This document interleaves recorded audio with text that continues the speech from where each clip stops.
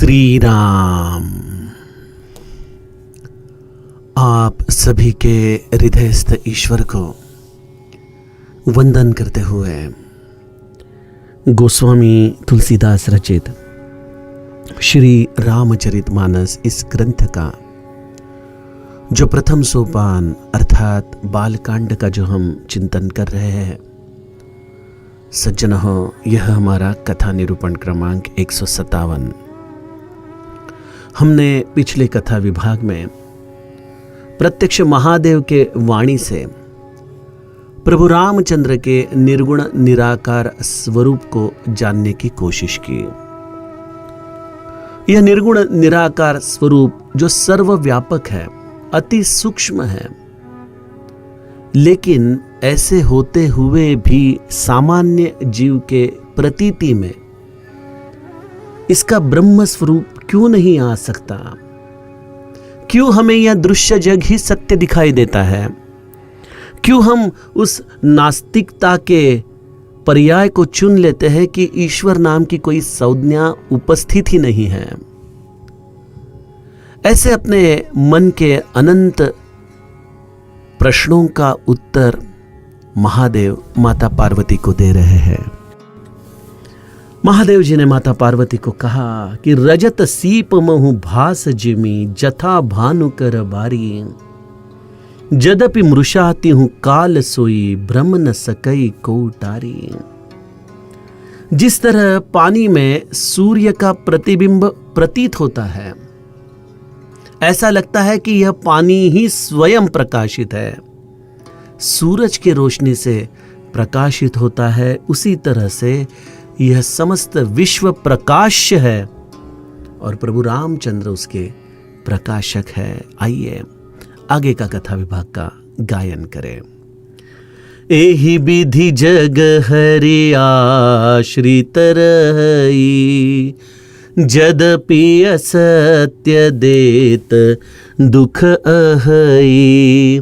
जो सपने सिर काट कोई, बिनु जागे न दुरी दुख होई। जासु कृपास भ्रम मिट जाई, गिरिजा सोई कृपाल रघुराई। आदि अंत को जासु न पावा, मति अनुमानी निगम सगावा।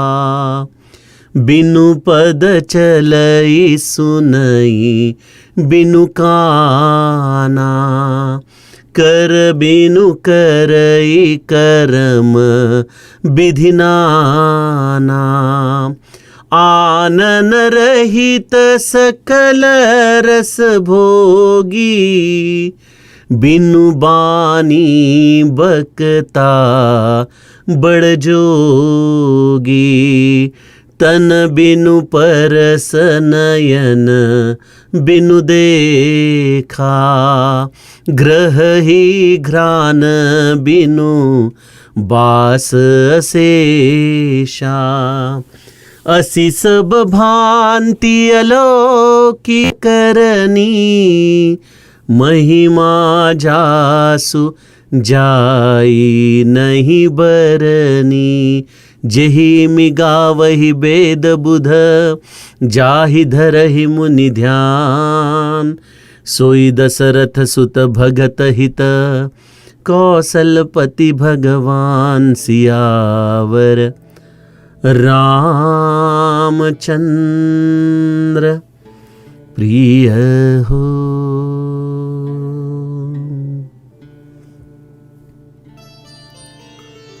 सज्जनों, इस विश्व का, इस दृश्य जगत का वर्णन शास्त्रों ने अनेक प्रकार से हमारे सामने रखा है। एक सिद्धांत यह कहता है कि इस दृश्य जग का अस्तित्व ही नहीं है। समर्थ रामदास ने भी ज्ञान दशक में दासबोध के प्रथम चरण में ही हमें यह कह दिया, अरे जे झाले सी नाही त्याची वार्ता पुससी काही। जो हुआ ही नहीं है उसके प्रति आप मुझे क्यों पृच्छा कर रहे हो? यह विश्व हुआ ही नहीं है, ऐसा सांख्यों का मत है। दूसरा, एक सगुण भक्ति का साधक अपने अंतर्ज्ञान से इस विश्व के दर्शन के द्वारा इस प्रचिति पे आता है कि यह विश्व हुआ ही नहीं बल्कि ईश्वर ही विश्व रूप में हमारे सामने आया है। वही प्रभु रामचंद्र इस दृश्य विश्व के हर जर्रे में सगुण भक्ति करने वाले के प्रचिति में आता है। सत्य शायद आज मेरे अनुभूति में हो या ना हो, लेकिन एक बात तो तय है कि अगर विश्व मिथ्या है फिर भी अगर उसका हमें अनुभव आ रहा है तो इसका मतलब यह किसी के अधिष्ठान के ऊपर ही तो हमें अनुभूति में आ रहा है। जैसे हम सपना देख रहे हैं, लेकिन स्वप्न भी तो निद्रा के अनुष्ठान पर, निद्रा के ही अधिष्ठान पर हमें दिखाई देता है। बिना निद्रा के जिस तरह से स्वप्न हम नहीं देख सकते, बिल्कुल उसी तरह से प्रभु रामचंद्र के अधिष्ठान के सिवा इस दृश्य विश्व की शायद मिथ्या प्रचिति हो या सगुण साकार प्रचिति हो, क्या हमें उसका अनुभव आ सकता है? नहीं। जिस तरह से कोई पिक्चर हम जब देखने जाते हैं तो वह पिक्चर मिथ्या है, यह हम सब जानते हैं, लेकिन उसे भी किसी कपड़े के स्क्रीन का आधार जब मिलता है तभी तो यह मिथ्या दृश्य हमें प्रचिति में आ सकता है, अन्यथा हम उसे कैसे अनुभव कर सकते हैं? तो विश्व मिथ्या है या सगुण साकार है, शायद आज मुझे इसकी अनुभूति नहीं, लेकिन एक अनुभूति पक्की है कि यह ईश्वर का अधिष्ठान ही इस दृश्य जग को हमारे प्रचिति में लाता है। इसलिए महादेव माता पार्वती को कहते हैं, यही विधि जग हरि आश्रित रहे। यह संपूर्ण विश्व श्री हरि के आश्रय में है और उसके आश्रय के बिना हमारे यह प्रचिति में आ ही नहीं सकता। यही हमारी आज की अनुभूति है। तो ऐसे वक्त हम इस विश्व की तरफ किस तरह से देखें?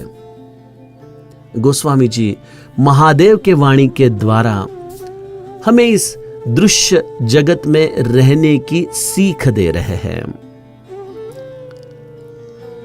देखिए, विश्व मिथ्या हो ऐसा कहे या विश्व सगुण साकार ईश्वर का रूप हो ऐसा कहे, एक बात तो तय है कि इस विश्व के द्वारा हमें निरंतर दुखों का ही अनुभव आता है और यह दुख जो हमारे अनुभव में आ रहा है, अगर हम जिसे सह रहे हैं उसे जिस विश्व के द्वारा हम प्राप्त कर रहे हैं तो उसे मिथ्या समझना यह हमारे लिए बिल्कुल असंभव हो जाता है।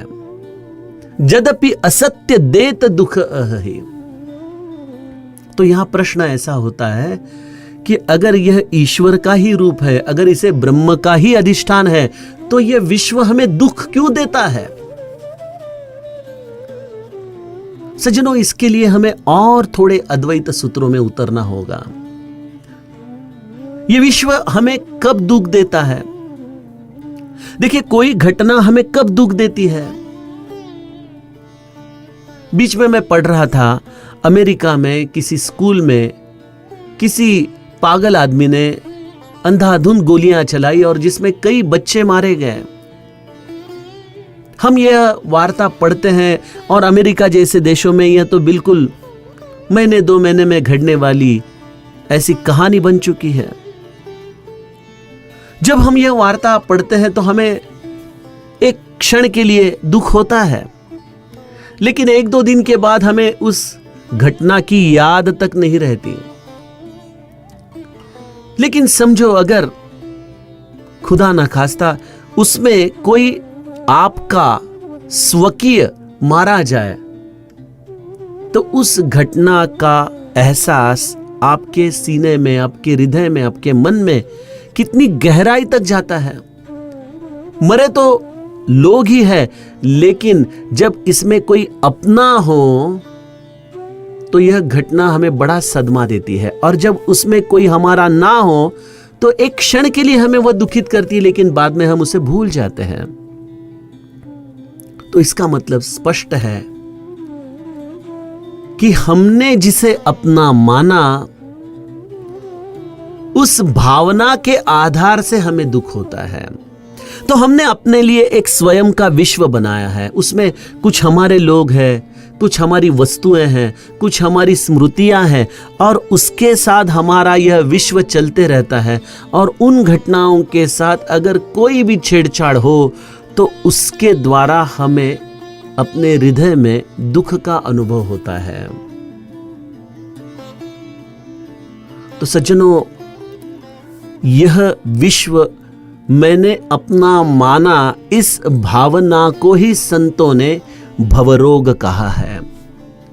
भव का एक नाम है महादेव, और इस महादेव को जब हम विन्मुख हो जाते हैं और जिसके द्वारा हम इस दृश्य जग को सत्य मान बैठते हैं, तब यह दृश्य जग को सत्य मानने की भावना ही हमारे रोग का मूल कारण बन जाती है। यद्यपि असत्य देत दुख अहि, तो इससे कैसे छुटकारा पाए? कई बार हम सोचते हैं कि यह अपनेपन की भावना हम छोड़ दे, इस आसक्ति की भावना को हम छोड़ दे, लेकिन यह मन जो है वह इसे छोड़ने के लिए तैयार नहीं होता। तो गोस्वामी जी कहते हैं कि जब तक आपको प्रभु रामचंद्र के स्वरूप की प्रतीति ना हो, तब तक आपको इस दृश्य विश्व के साथ आपके आंतरिक भावना से छुटकारा पाने का कोई मार्ग नहीं मिलता। गोस्वामी जी इसके लिए बहुत सुंदर उदाहरण देते हैं हमें महादेव के द्वारा। जो सपने सिर काटे कोई, बिनु जागे न दूरी दुख होई। सपने में अगर हमारा कोई सिर काट दे तो उस भावना से हम सपने में भी बड़े दुखी हो जाते हैं। देखिए, आपको अपने बचपन के अगर सपने याद हो तो देखिए, कोई एग्जाम हम देकर आते हैं और फिर जब गहरी नींद में होते तो हमें उस एग्जाम के लिए ही कुछ अशुभ ऐसे सपना आने लगते हैं कि हम उसमें लेट पहुंचे या हमसे वो पेपर ठीक से लिखा नहीं गया। कई लोगों को किसी स्थान पर जाना होता है तो उस स्थान पर जाने के पहले दिन उन्हें ऐसे स्वप्न आते हैं कि अपने को जाने में देरी हो गई, वो गाड़ी छूट गई, और फिर वह सपने में ही बहुत दुखी हो जाते हैं। और उस स्वप्न में वह अपने आप को सुखी करने की बहुत कोशिश करते हैं, लेकिन वह स्वप्न भी उन्हें भ्रमित करते हुए कई जगहों में, कई दिशाओं में, कई विचारों में ले जाते रहता है। तो हम इस स्वप्न से तभी मुक्त हो सकते हैं जब हमारी नींद खुलती है। बिनु जागे न दूरी दुख होए। जब हम स्वप्न से जागृत होते हैं तभी जाके हमारा यह स्वप्न टूट जाता है और हम अपने गर्दन को हाथ लगाकर कहते हैं, अरे मेरी गर्दन तो नहीं टूटी थी, मेरी कोई ट्रेन भी नहीं छूटी है, ना मेरा कोई एग्जाम पेपर मुश्किल में मैं देकर आया हूं, ऐसी कोई घटना नहीं हुई, यह तो मेरा स्वप्न है। लेकिन जब यह घटना जागृति में हो तब हमें यह प्रतीति नहीं आती, क्योंकि हमें अब तक यह मालूम ही नहीं है कि जो हमारी जागृत अवस्था है वह वैसे देखी जाए तो आत्मिक स्थिति पर सुषुप्ति है, निद्रा है। और इसलिए हम इस जीव के जागृत अवस्था में होने वाली घटनाओं से व्यथित हो जाते हैं, दुखी हो जाते हैं, अपने आप को कोसते रहते हैं और कई प्रकार के भ्रम हम अपने आप ही इस घटना के द्वारा अपने मन में निर्माण करते रहते हैं। तो फिर इस जागृति रूपी सुषुप्ति से हमें कौन जगाएगा? इसके लिए हमें क्या करना पड़ेगा? तो महादेव जी कहते हैं, जास कृपा अस भ्रम मिटि जाई, गिरिजा सोई कृपाल रघुराई। हे गिरिजा, हे पार्वती, सुनो, इस जागृति रूपी सुषुप्ति में जो हम यह दर्द अनुभव कर रहे हैं, यद्यपि असत्य देत दुख, यह विश्व तो मुझे दुख दे रहा है, यह भवरोग तो मुझे अनुभव में आ रहा है, और इससे छुटकारा पाने का कोई मुझे मार्ग नहीं दिखाई दे रहा है। तो इसका एक ही मार्ग है। आपको याद है बचपन में न्यूज़पेपर में या दिवाली के मैगजीन में एक पजल आता था, रिडल आता था कि किसी का कुत्ता खो गया है और उस कुत्ते को घर तक पहुंचने का आप मार्ग दिखाइए। तो हम क्या करते थे, उस कुत्ते के वहां से पेन को घुमाते घुमाते घर तक जाते थे। तो जब हमारे प्रश्न से हम उत्तर की तरफ जाए तो हमारे प्रश्न सुलझाना हमें बड़ा आसान हो जाता है। तो वैसे ही हम अपने दुख रूपी प्रश्न को सर्वप्रथम पूछे कि तुझे दुख क्यों हो रहा है, और इस दुख रूपी समस्या से अगर हम समाधान की तरफ रास्ता बनाएं तो हमें इस रास्ते से एक ही विश्राम प्राप्त होता है, और वह है गिरिजा सोई कृपाल रघुराई। जब प्रभु रामचंद्र का दर्शन होता है, जब स्वरूप साक्षात्कार होता है, तभी हमारे जीवन में इस जागृति रूपी सुषुप्ति से निर्माण होने वाला भय मिट जाता है। आदि अंत को जासु न पावा, मति अनुमानी निगम अस गावा। ऐसे मेरे प्रभु रामचंद्र, जिनका कोई आदि और अंत कोई नहीं जानता, कोई नहीं। वेदों ने भी अपने बुद्धि के अनुसार इस ब्रह्म की व्याख्या की है, उसका गायन किया है, लेकिन वह भी इस ब्रह्म तत्व को जान नहीं सकते। ऐसा मेरा राम। तो आप कहेंगे कि यह ब्रह्म तो अलिप्त है, निर्विकार है, निर्विकल्प है, और हमारी मन की संवेदनाएं, हमारे मन का दुख तो हम अनुभव कर रहे हैं। तो इन दोनों का मिलन कैसे हो? आप कह रहे हैं कि गिरिजा सोई कृपाल रघुराई, लेकिन उस प्रभु रामचंद्र तक मेरी भावना कैसी पहुंचे? वो मुझे कब आके मिलेंगे? कैसे उनका साक्षात्कार हो? कब यह त्रेता युग आएगा? कब प्रभु रामचंद्र पुनश्च माता कौशल्या के उदर में के द्वारा जन्म लेंगे, और तब जाके क्या वह हमारी संवेदना जानेंगे? क्योंकि संवेदना जानने के लिए उन्हें तो मनुष्य होना पड़ेगा, सगुण साकार होना पड़ेगा, तभी जाके तो वो हमारे जैसे जीवों का दुख समझ पाएंगे। नहीं सज्जनों, मैंने कल ही आपको कहा था कि ब्रह्म और आकाश देखा जाए तो इन दोनों में बड़ी साम्यता है। जिस तरह से आकाश व्यापक है, ब्रह्म भी व्यापक है। जिस तरह से आकाश सूक्ष्म है, ब्रह्म भी अति सूक्ष्म है। लेकिन इसका मतलब यह नहीं होता कि आकाश और ब्रह्म दोनों एक जैसे हैं। आकाश और ब्रह्म में फर्क है। आकाश अज्ञान है, आकाश संवेदना शून्य है, लेकिन ब्रह्म शून्य नहीं है, ब्रह्म संवेदनाहीन नहीं है। कई बार मैं सोचता हूं कि देखिए, आकाश में बादल आते हैं, गरजते हैं, बरसते हैं। अगर एक कवि मन से हम इन बादलों की तरफ देखा जाए तो एक तरह से इस प्रकृति के यह अश्रु ही तो है। यह अश्रु आकाश से बह रहे हैं, लेकिन आकाश इन बादलों से तटस्थ है। वह निष्पक्ष रूप से इन बरसात करने वाले मेघों की तरफ देख रहा है। कभी वह सोचता नहीं कि यार इसे पूछ तो लूं, क्यों बरस रहा है, क्यों रो रहा है, क्या चाहिए उसे। लेकिन मेरा ब्रह्म रूपी राम ऐसा नहीं है। और सज्जनों, जिनके जिनके हृदय में इस प्रभु रामचंद्र का साक्षात्कार हुआ है, ऐसे आत्मज्ञानी संत भी संवेदनाहीन नहीं है। मेरे सद्गुरु कहते थे कि मुझ में अगर व्यावहारिक तौर पर कोई दोष है तो वह एक ही है कि मैं किसी का दुख नहीं देख सकता, किसी की पीड़ा मैं नहीं देख सकता।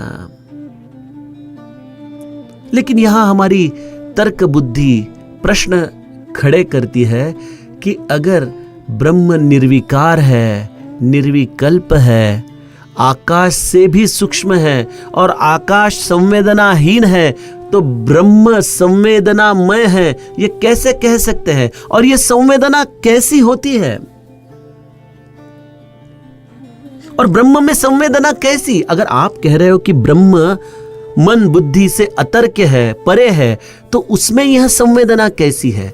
ब्रह्म की संवेदना समझने का मन मेरे पास नहीं है। जब मेरा मन इस देह से अलग होकर वैश्विक हो जाए, विश्व मन से एकाकार हो जाए, तब हमें ब्रह्म के अन्युस्युत जो संवेदना उसमें छुपी हुई है उसका एहसास हो सकता है। देखिए, यह प्रकृति भी तो एक संवेदना पर चल रही है। नित दिन सूरज उतनी ही रोशनी देता है जिससे सजीव अपने जीवन की रक्षा कर सके। जल उतनी ही शीतलता, मृदुता हमें प्रदान कर सकता है जिससे हमारी क्षुधा तृप्ति हो। यह धरती भी उसी तरह से अन्न धान्य निर्माण करती है जिससे हमें पौष्टिक मूल्य प्राप्त हो जीने के लिए। यह वायु भी हमें उतना ही ऑक्सीजन, उतना ही प्राणवायु प्रदान करता है जिससे समस्त जीवों का पालन हो सके। और इस विश्व में यह व्यक्त अव्यक्त अग्नि निरंतर हमारे जीवन की रक्षा करता है। तो यह जो सम्यक पंच महाभूतिक स्थिति है, यह क्या है? यही तो संवेदना है जिसके द्वारा इस विश्व के हर जीव को संभाला जा रहा है। तो ब्रह्म के संवेदना को समझने का मन मेरे पास नहीं, लेकिन ब्रह्म संवेदनाहीन नहीं है। और वह संवेदना कैसे जानता है? आप कहोगे कि अरे ब्रह्म तो सर्वव्यापक है, वह एक देशीय नहीं, उसे हमारे जैसे इंद्रिय नहीं। संवेदना जानने के लिए इंद्रियों की जरूरत है ना। कोई दुख देखे आंखों से, किसी की पीड़ा कानों से सुने, किसी का स्पर्श हमारे त्वचा के द्वारा हो, तभी तो जाके हम संवेदना ग्रहण कर सकते हैं। ब्रह्म के पास तो ऐसी कोई व्यवस्था नहीं है, तो फिर ब्रह्म संवेदना कैसे जानता है? इसका वर्णन वेदों ने किया है। बिनु पद चलई, सुनई बिनु काना, कर बिनु कर्म करई विधि नाना। इस ब्रह्म स्वरूप को, यह आपके हृदय की संवेदना जानने के लिए इंद्रियों की जरूरत नहीं। आप कहोगे वो मेरे पास कैसे आए? अरे उसे आना कहां है? आना जाना यह तो हमारे जीवों की व्याख्या है। ब्रह्म तो निरंतर वैसे के वैसा है, स्थिर है। हरि व्यापक सर्वत्र समाना। वह तो समदृष्टि से, समत्व से सबके साथ निरंतर है। तो उसे चलने के लिए किसी पद की जरूरत नहीं। बिनु पद चलई, बस आप जहां हो वह भी तो वहां है। उसे सुनने के लिए कानों की जरूरत नहीं, क्योंकि आपके कानों के द्वारा जो आप श्रवण करते हैं, उन कानों के भीतर ही तो यह आत्मस्वरूप संवेदना के रूप से बैठा हुआ है। इसलिए उसे सुनने के लिए कान की जरूरत नहीं है। ऐसा कहा जाता है कि किसी चींटी के पैरों में अगर घुंघरू बांधे जाए, पहली चींटी कितनी छोटी, उसके पैर कितने छोटे, और उस पैर के हिसाब से अति सूक्ष्म ऐसा कि कोई घुंघरू, कोई निनाद करने वाला वाद्य उसके अगर पांव में बांधा जाए तो उसका निनाद भी जो सुन सकता है वह है ब्रह्म। तो आपके हृदय की अति सूक्ष्म संवेदना से यह ब्रह्म परिचित है। उसे वह जानने के लिए, सुनने के लिए कानों की जरूरत नहीं है। कर बिनु कर्म करई विधि नाना। यह तो जीव की संकल्पना है कि कर्म करने के लिए हमें कर्मेंद्रियों की जरूरत है, हाथ चाहिए, पाय चाहिए, उसके सिवा हम कर्म नहीं कर सकते। यह हमारी अगतिकता भी है। लेकिन ब्रह्म स्वरूप को कर्म करने के लिए हाथों की जरूरत नहीं। कर बिनु कर्म करई विधि नाना। बिना हाथ के वह अनंत कर्म कर लेता है। जब हम इस सृष्टि की इस व्यवस्था को देखते हैं तो यह किसी के किए बिना तो नहीं हो सकता। देखिए, हमारे घर में रसोई के लिए हमें गैस सिलेंडर की जरूरत होती है। अगर गैस सिलेंडर रसोई करते वक्त खत्म हो जाए तो कितनी भागम भाग होती है हमारी। कभी आपने सोचा है कि सूरज को कौन देता है इतनी ऊर्जा?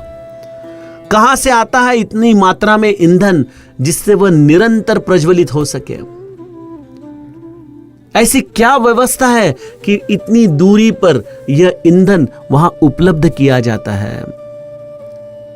सज्जनों, यह सब होता है, लेकिन इसके लिए हमें अपने कर्मों का जो यह कर्ता भाव हमारे हृदय में है उसे विसर्जित करके इस सृष्टि की तरफ देखना पड़ेगा।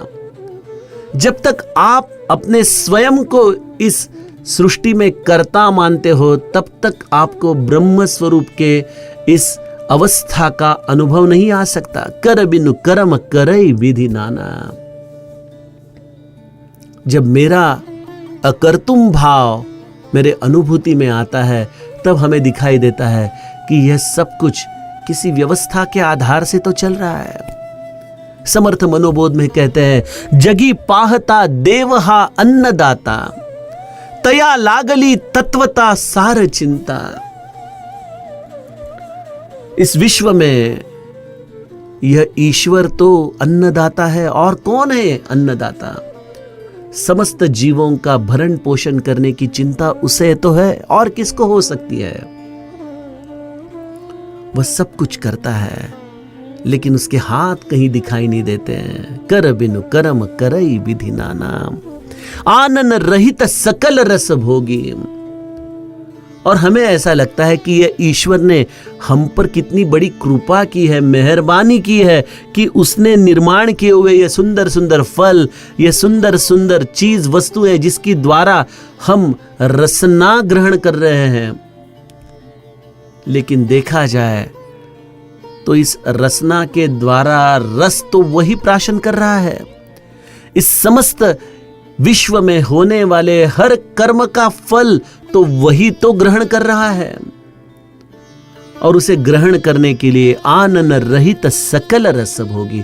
उसे हमारी जैसी रसना की कोई जरूरत नहीं, हमारे जैसे मुख की जरूरत नहीं।